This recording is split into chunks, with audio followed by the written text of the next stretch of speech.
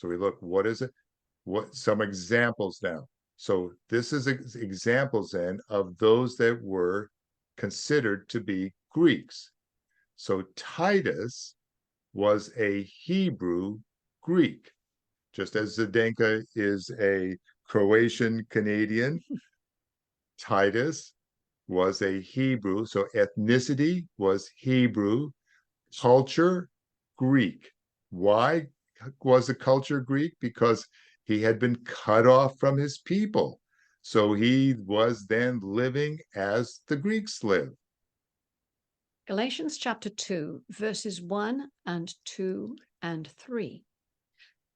Then, 14 years after, I went up again to Jerusalem with Barnabas and took Titus with me also. Verses 2 and 3. And I went up by revelation and communicated unto them that gospel, which I preach among the Gentiles, but privately to them which were of reputation, lest by any means I should run or had run in vain. But neither Titus, who was with me, being a Greek, was compelled to be circumcised.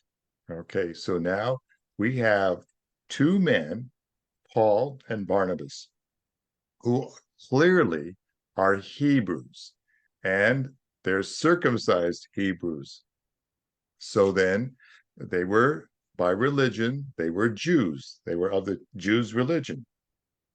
And they had with them Titus. Now they say Titus, who was a Greek. So then how do I understand Titus being a Greek? So do we have somebody who is of Greek ethnicity walking around with two Hebrews, two Jewish men? No, clearly that's not the case, because the people that they saw wanted Titus to be circumcised.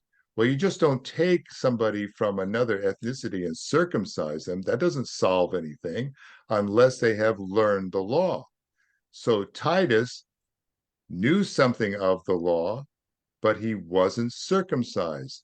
So they wanted him to be circumcised, being a Greek. So he was a Hebrew. He was recognized by the others that he was a Hebrew, but he wasn't circumcised.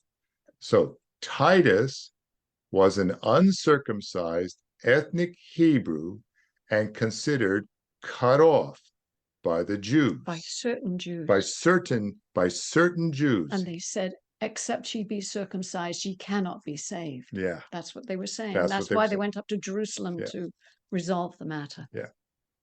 Okay. Let's look at another example. Who was a Greek? Well, Timothy was a Hebrew Greek. Acts chapter 16. Acts 16, verses 1 through 3. Then came he, Paul, to Derbe and Lystra, and behold, a certain disciple was there named Timotheus, the son of a certain woman, which was a Jewess, and believed, but his father was a Greek, which was well reported of by the brethren that were at Lystra and Iconium. Him would Paul have go forth with him, and took and circumcised him because of the Jews which were in those quarters, for they all knew that his father was a Greek. Okay, so here we have the case of Timotheus, and his mother was a Jewess, and she believed. She was a believing Jewess, but his father was a Greek. So we don't have a mixed marriage here, except to the extent that Timothy's mother married a Hebrew that was uncircumcised. So culturally, Timothy's father was a Hebrew Greek. He was of Greek culture. And that was the culture of then Timothy. His father set the culture in the home, but his mother, Timothy's mother, taught him the scriptures. That's why we read here, which was well reported of by the brethren. They recognized that this fellow Timothy, even though his father was a Greek, Timothy knew the Hebrew scriptures. Well, how could he know the Hebrew scriptures unless he spoke Hebrew? didn't exactly have Bibles to carry around where they could study it. This was all conveyed by language, and Timothy knew the scriptures. And so when in order to be accepted by the Jews, Paul took him and circumcised him. Now, he could be circumcised because he was a Hebrew and he knew the scriptures. In other words, he passed the bar level. He was qualified. He qualified. They said, okay, you know enough. If you just get circumcised, we'll keep company with you. But they knew that his father was a Greek. So that now Timothy's father then was a Hebrew, but he was of the Greek culture. Now, who else? Timotheus. No, Trophimus. I'm sorry, I know I was going to stumble. Trophimus was a Hebrew Greek. Acts 21. Sorry. Acts 21, verses 27 through 29.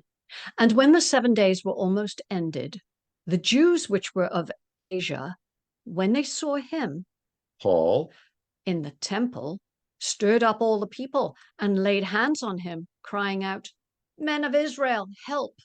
This is the man that teacheth all men everywhere against the people and the law and this place, and further brought Greeks also into the temple, and hath polluted this holy place.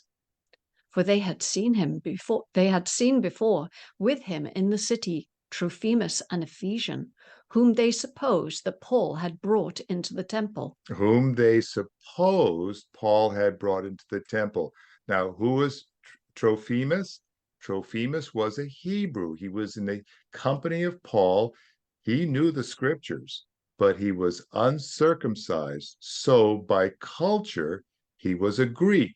And this set the men of Israel off. And so they saw Paul. They figured that he, in the company of Trophimus, had taken him into the temple, which was not allowed. Were not allowed. The uncircumcised were not allowed into that place. So an uncircumcised Hebrew of Greek culture, or of any other culture for that matter, but the uncircumcised were not allowed to go into. There was a court of the Gentiles, and the court of the Gentiles was the limit as to how close the uncircumcised could approach the temple. So Trophimus was a Hebrew Greek, that is, he was of Hebrew ethnicity, but his culture was Greek. He spoke Greek. He also spoke Hebrew because he knew the scriptures.